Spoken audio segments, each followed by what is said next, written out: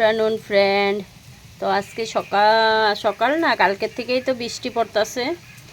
তো সকালে উঠে সকালে রান্না বান্না করলাম, করার পরে ভাবলাম যে আজকে অল্প বৃষ্টির মধ্যে কী করুম। আমি তো বৃষ্টি পড়লেই খিচুড়ি মানে খাইতে ভালো পাই। তো ভাবলাম যে অন্য কিছু রান্না করুম না, আজকে খিচুড়ি রান্না করুম। তো এই যে দেখো, এই যে খিচুড়ি বানাইছি, পাতলা করে খিচুড়ি বানাইছি। আমরা কিন্তু আবার পাতলা খিচুড়ি ভালো পাই।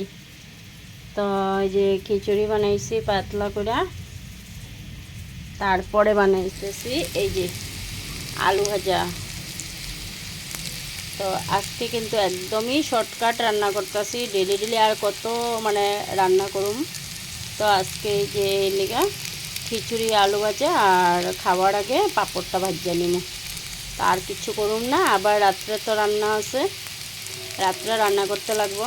তো এখন দুপুরে এগুলি শর্টকাট খাওয়া হইব, বৃষ্টির মধ্যে আর কি করুম না। তো কে কে খিচুড়ি খেতে ভালো পাও কইও তো। আর যারা যারা মানে ঘরের সামনে আসো তারা আয়া পড়ো, খিচুড়ি আলু ভাজা খাওয়া যাবা। তো বাই বাই।